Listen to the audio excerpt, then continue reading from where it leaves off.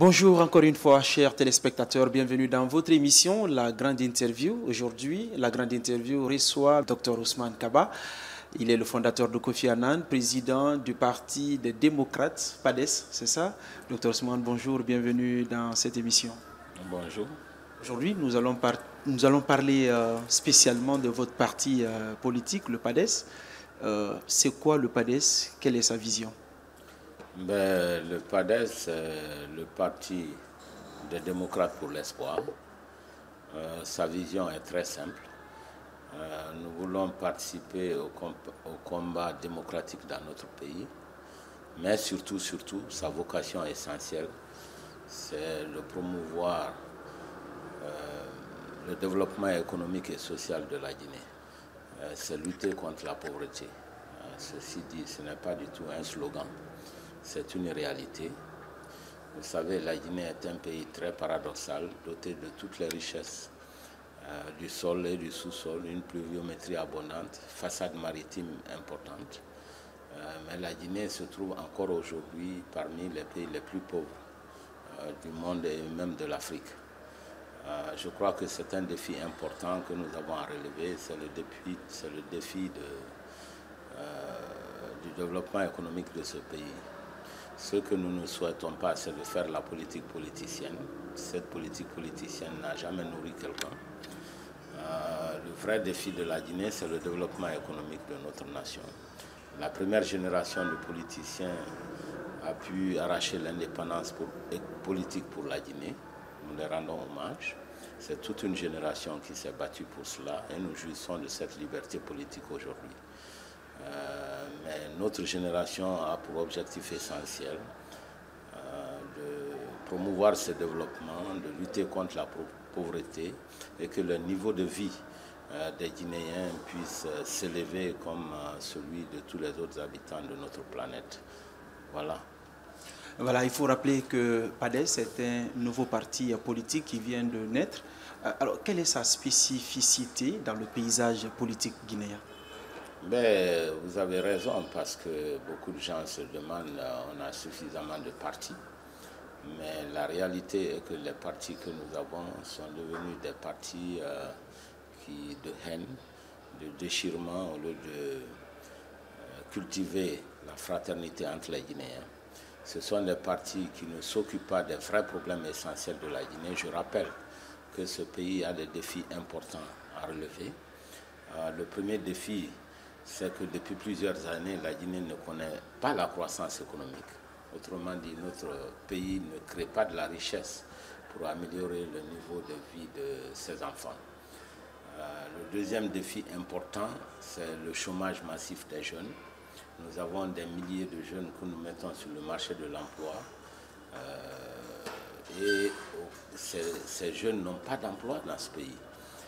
Malheureusement, la Guinée est devenue le premier pourvoyeur de ceux qui fuient l'Afrique pour l'Europe, et nous avons déploré la mort de beaucoup de jeunes Guinéens dans les eaux froides de la Méditerranée. Je crois que tous les hommes politiques, tous les responsables de ce pays doivent être interpellés par le désespoir de la jeunesse. Quand elle n'arrive pas à s'employer, elle ne trouve aucun débouché dans son propre pays, la jeunesse s'expatrie. Et l'émigration massive que nous connaissons aujourd'hui, qui est la conséquence du chômage massif de nos jeunes, c'est réellement le défi le plus important pour notre pays. Le troisième défi, c'est les infrastructures. Vous savez que ce sont les conditions préalables au décollage économique et à l'émergence économique de tout pays. Quand on parle d'infrastructures, bien sûr, tout le monde pense aux infrastructures physiques, c'est-à-dire les routes. Les Guinéens sont témoins de l'état de délabrement des réseaux routiers aujourd'hui en Guinée. Les communications, les télécommunications, les ports, les aéroports, les réseaux de transport, le chemin de fer que nous avons perdu, hélas, depuis plusieurs années. Tout ceci, ce sont des préalables aux activités économiques, mais aussi l'éducation et la santé, deux secteurs sociaux extrêmement importants qui n'arrivent pas du tout à former des jeunes compétitifs sur le plan national et sur le plan international. Vous savez, aujourd'hui, nous avons un marché du travail intégré, mondialement intégré. Dans cette ère de la mondialisation, eh bien, nous avons de grandes déficiences dans notre tissu de formation de nos milliers de jeunes. Voilà un défi très très important qui nous interpelle. Et enfin, vous savez que la Guinée, qui est dotée de grandes ressources minières et qui les exploite par ailleurs, n'arrive pas à dégager les surplus qui sont nécessaires pour conforter le budget et promouvoir le développement des autres secteurs de croissance, potentiellement des secteurs pourvoyeurs d'emplois et de revenus. Pourquoi? Parce que le secteur minier n'a jamais été exploité réellement au profit du peuple de Guinée. Aujourd'hui, nous voyons à Boké un désastre écologique. Nous allons en parler. Voilà, quand nous prenons la définition de votre parti, PADES, alors, espoir, en quoi ce parti constitue de l'espoir pour la jeunesse guinéenne? C'est le parti des démocrates pour l'espoir. Comme vous le savez, je viens de le dire, aujourd'hui, la jeunesse guinéenne est désespérée.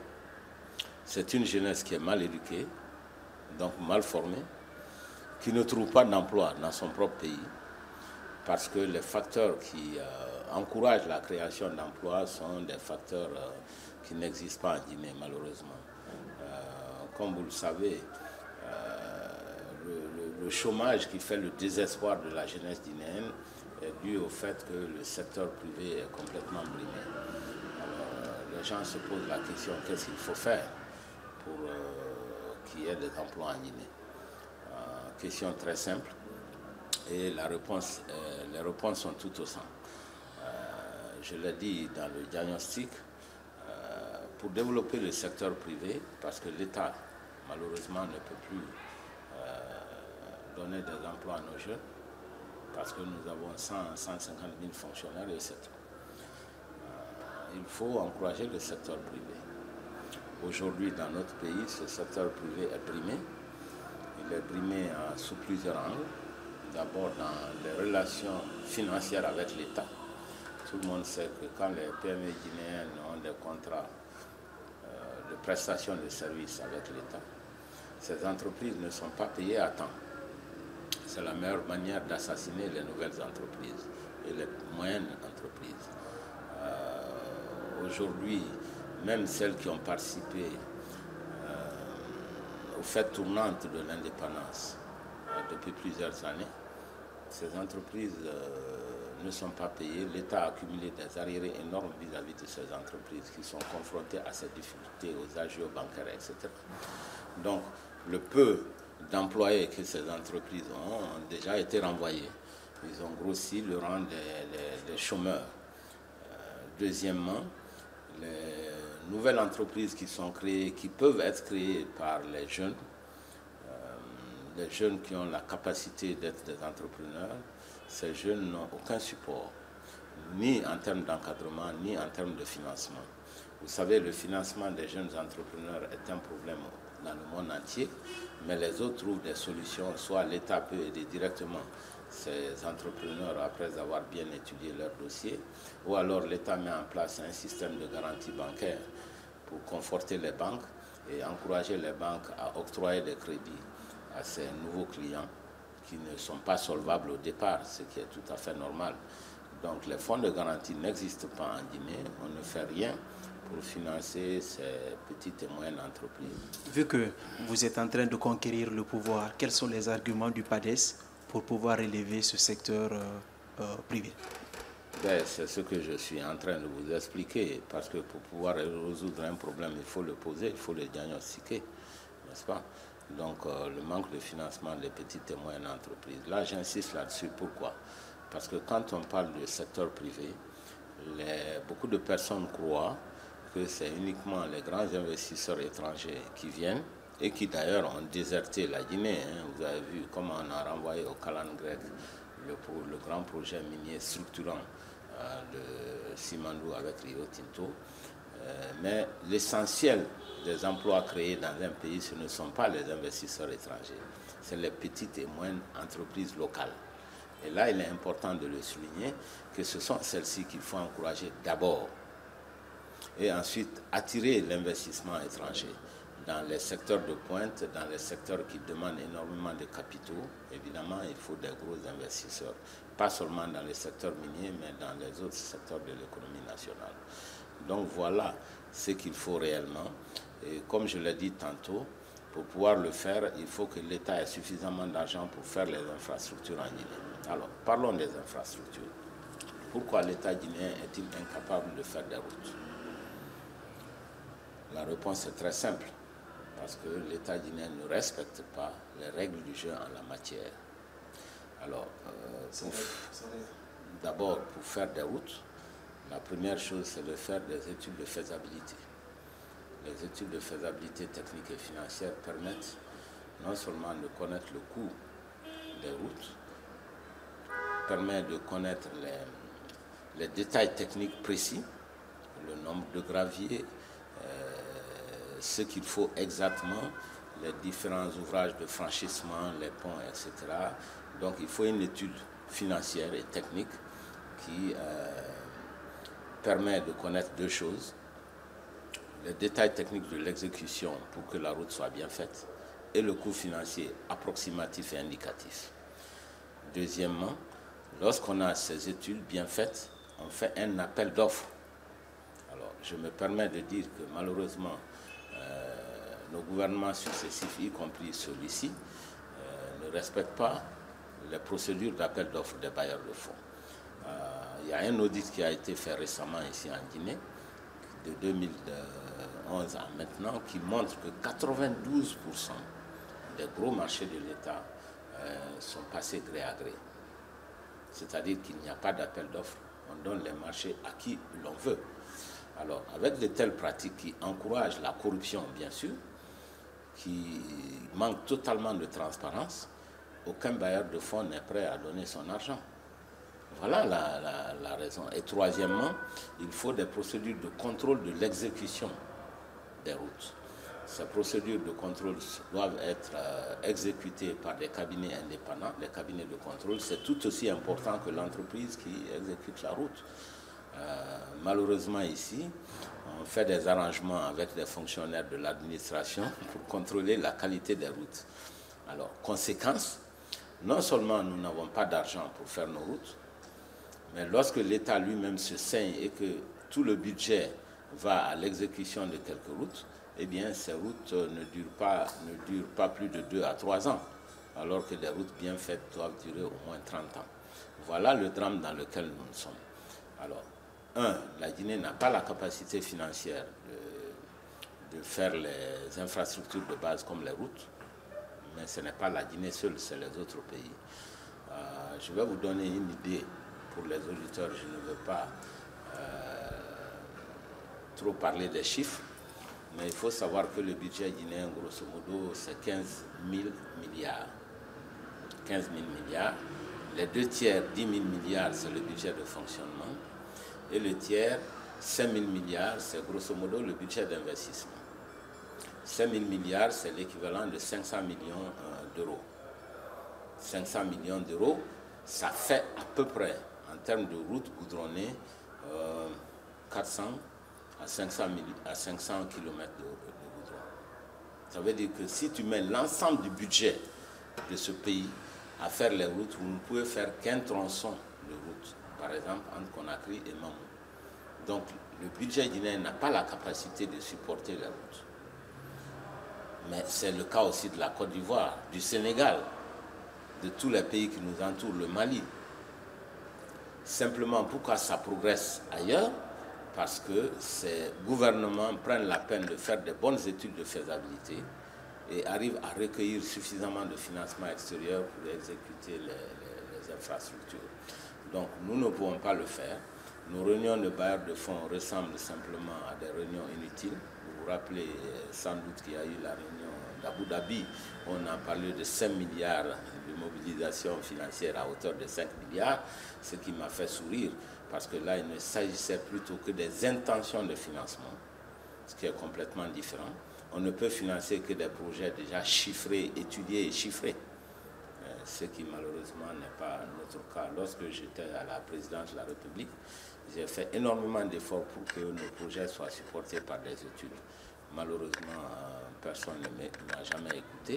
Et finalement, nous sommes là où l'État est incapable de mobiliser les ressources financières conséquentes pour faire et les routes et les barrages et les autres infrastructures, les systèmes éducatifs. Et voilà. Vous avez anticipé, j'allais vous poser la question, si quand vous étiez au niveau de la présidence, si vous n'aviez pas peut-être été écouté par le chef de l'État, vos propositions bien sûr, heureusement, vous aviez anticipé. Alors, en vous entendant parler, ce téléspectateur se dit, Dr Ousmane, est-ce qu'il est maintenant de la mouvance ou de l'opposition? Avez-vous changé déjà de camp? C'est une très bonne question. Moi, j'ai dit, lorsqu'on a créé le parti PADES avec les amis, nous avons décidé que pour le moment, nous ne sommes pas de la mouvance présidentielle parce que nous ne sommes pas satisfaits avec les politiques mises en place.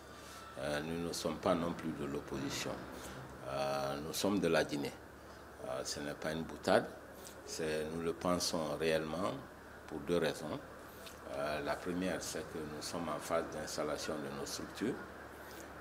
C'est un nouveau parti qui, je rappelle, est né le 8 février seulement 2017, donc il y a moins de 3 ou 4 mois. Donc nous sommes dans la phase de sensibilisation. Vous savez, notre stratégie d'implantation consiste d'abord à sensibiliser les Guinéens, à les expliquer les motifs de création de son parti, sa vision, les ambitions pour la Guinée. Même si cela n'est pas aisé, parce que vos militants ont été interpellés récemment à Séguéré. On va y arriver. Donc cette stratégie d'implantation comporte ces 3 phases. La phase d'information et de sensibilisation, ensuite la phase de vente des cartes et de dénombrement de nos militants. Et c'est seulement après cela, la 3e phase, que nous installons les structures à la base. Ça veut dire que dans le PADES, ce n'est pas le président du parti qui va indiquer les responsables, mais les responsables seront élus à la base. Ça, c'est très important et c'est une très grande différence avec tous les autres partis qui existent. Donc ça, c'est la première raison pourquoi nous ne sommes ni de la mouvance ni de l'opposition. Mais la deuxième raison est encore plus fondamentale. C'est que nous avons vu ces dernières années beaucoup d'intolérance dans le milieu politique. Donc, or, nous ne sommes pas dans le chapitre de la haine et des invectives. Nous sommes dans le chapitre de la fraternité et de la recherche des solutions pour la Guinée. Vous avez remarqué que chaque fois qu'un responsable de la mouvance prend une position qui est contraire à la position affichée, ce responsable est exclu de la mouvance. Malheureusement, nous avons vu la même chose dans l'opposition lorsque des responsables ont des points de vue divergents par rapport aux dirigeants, ils sont expulsés. Eh bien, cette fois-ci, nous avons décidé de faire un parti qui va donner la chance à toute cette génération que nous avons appelée la génération PADES, c'est-à-dire 15 et 45 ans, qui va donner la chance à toute cette génération de parler de leur pays.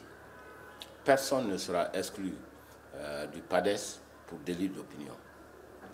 Donc, il faut que les jeunes gens aient la possibilité de s'exprimer, de dire ce qu'ils ont envie de dire dans l'orientation politique et économique de ce pays. Il faut dire... Est-ce que c'est une politique bis de Jean-Marie Doré? Je n'en sais rien. En tout cas, j'ai beaucoup de respect pour l'indépendance d'esprit, c'est vrai, de M. Jean-Marie Doré. Ce que je veux dire, c'est que parfois, il y a des choix économiques qui ne sont pas du tout rationnels. Prenez le domaine de l'électrification de la Guinée. Bien sûr, nous avons dépensé près d'un demi-milliard pour faire le barrage de Caleta. J'en étais non seulement l'initiateur, puisque j'étais responsable des relations avec la Chine, et j'en profite pour dire que j'ai eu beaucoup de difficultés, et avec le gouvernement et avec le président de la République, pour qu'ils acceptent Caleta, dont j'avais trouvé le financement en Chine. Donc de l'autre côté, il y a Papa Koli aussi qui se donne la paternité de la construction de Caleta. Il était juste ministre de l'énergie. Ce n'est pas lui qui a cherché les fonds, c'est moi. J'étais responsable de cela et j'ai eu beaucoup de problèmes avec tout le monde pour faire accepter le projet. Alors, pour l'anecdote, Pourquoi on a choisi Caleta? Parce que simplement c'était le seul barrage qui avait une étude de faisabilité prête. Vous voyez? Alors, donc, j'étais en train de parler des choix économiques parfois du gouvernement qui sont absurdes. Je m'explique. La Guinée a dépensé près d'un demi-milliard pour faire le barrage de Caleta. C'est un progrès, c'est une bonne chose, mais ce n'est pas suffisant. Parce qu'en matière d'énergie, il y a deux paramètres qui sont à mettre en parallèle. La capacité de production d'un côté et les besoins d'électricité de l'autre. Bien que la capacité de production ait augmenté en Guinée, les villes ont explosé, les besoins d'énergie sont encore plus grands que l'augmentation de la capacité. C'est pour ça que le déficit ne fait que s'élargir malgré les efforts qui ont été faits. Mais ce que j'ai surtout déploré, c'est que ce gouvernement a dépensé plus d'1 milliard, je répète, plus d'1 milliard de dollars dans diverses usines thermiques. On a acheté beaucoup de groupes électrogènes qu'on a mis partout et dont les utilisateurs ne sont même pas capables d'assurer les coûts opératoires. Vous achetez des groupes électrogènes, le carburant coûte énormément cher, alors on fait du délestage pour économiser les prix de carburant. Voilà ce qui se passe. C'est l'exemple type d'un choix économique irrationnel, parce qu'il faut rappeler que la Guinée a les deux ingrédients indispensables au barrage, c'est-à-dire les collines et l'eau. C'est pourquoi il y a énormément de sites de barrage en Guinée. La bonne politique aurait été de se spécialiser dans l'édification des différents barrages, non seulement aux alentours de Conakry, mais à l'intérieur du pays. J'ai beaucoup insisté à l'époque pour qu'on fasse des micro-barrages en Guinée forestière et en Haute-Guinée. Ça m'a valu beaucoup d'animosité. Je ne sais pas pourquoi, parce que c'est ce qui est normal. Je rappelle simplement qu'il n'est pas possible de développer l'agriculture s'il n'y a pas d'électricité, parce que c'est l'électricité qui permet la compétitivité des industries des usines agro-industrielles, des usines de transformation de la production agricole. Et la croissance économique de la Côte d'Ivoire est basée sur ce secteur-là. Et c'est parce qu'on a des usines agro-industrielles que l'agriculture se développe en amont et que des milliers d'emplois sont créés et qu'on essaie d'établir les jeunes gens dans le domaine agricole en termes non seulement de plantation, mais aussi en termes de culture vivrière pour assurer l'autosuffisance alimentaire. Voilà un premier exemple d'irrationalité économique. Deuxième exemple, c'est les mines. Prenons ce qui se passe dans le domaine de la bauxite, parce que la Guinée a près de 2/3 des réserves mondiales de bauxite. Aujourd'hui, et ça a été le cas depuis malheureusement l'indépendance, c'est une courbe qu'on n'a pas pu renverser. La Guinée ne fait qu'exporter de la bauxite, qui est la matière brute. Et c'est pour cela que nous avons dit que nous souhaitons, parce que récemment, vous savez, l'Indonésie s'est retirée du marché de la bauxite et la Guinée a augmenté sa production de bauxite depuis 1 an ou 2 pour prendre la place de l'Indonésie. Pourquoi est-ce que ces pays se sont retirés de la bauxite et nous on s'engouffre dans la production de cette matière première au lieu de faire l'effort d'implanter des usines d'alumine et d'aluminium? J'ai résumé ceci en disant que notre ambition au PADES, ce n'est pas que la Guinée soit la carrière mondiale de la bauxite, mais plutôt l'usine mondiale de l'alumine et de l'aluminium. Parce que c'est en implantant les usines d'alumine et d'aluminium qu'on récupère toute la chaîne des valeurs. On crée des milliers d'emplois dans ce secteur-là. Évidemment, la cohérence intersectorielle, ce que nous appelons en économie cette cohérence intersectorielle, voudrait que pour développer l'industrie de l'alumine et de l'aluminium, il faut développer parallèlement l'électrification du pays, parce que ce sont des usines qui consomment énormément d'électricité, surtout l'aluminium. Donc voilà les choix stratégiques que la Guinée aurait dû avoir. Et je rappelle que c'est parce que, en tant que fonctionnaire de l'État, en tant que conseiller à la présidence, en tant qu'acteur majeur depuis près de 30 ans, nous avons toujours indiqué au gouvernement les choix à faire. Malheureusement, ce ne sont pas les économistes qui prennent des décisions économiques. Je le répète parce que beaucoup de gens se trompent.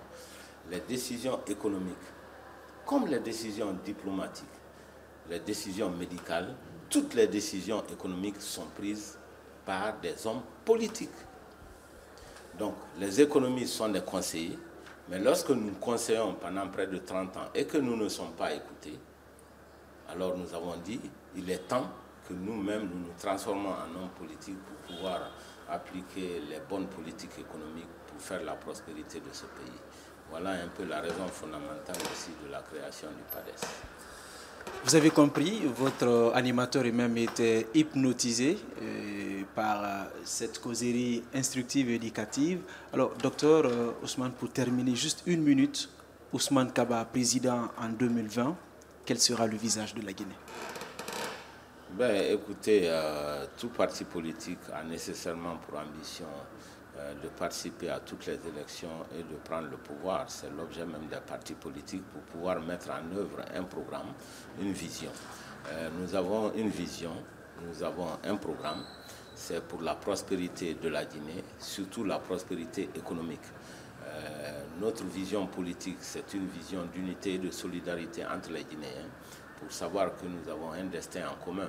Ce n'est pas une vision de haine. Et nous ne faisons aucune différence entre les Guinéens. Tout le monde doit se sentir partie prenante. Ce qui fait que, pourquoi parler de région quand tout le monde est pauvre?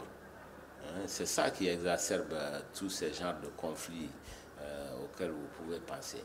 Donc ce que nous souhaitons, c'est une Guinée unie, c'est une Guinée fraternelle, mais c'est aussi une Guinée économiquement prospère.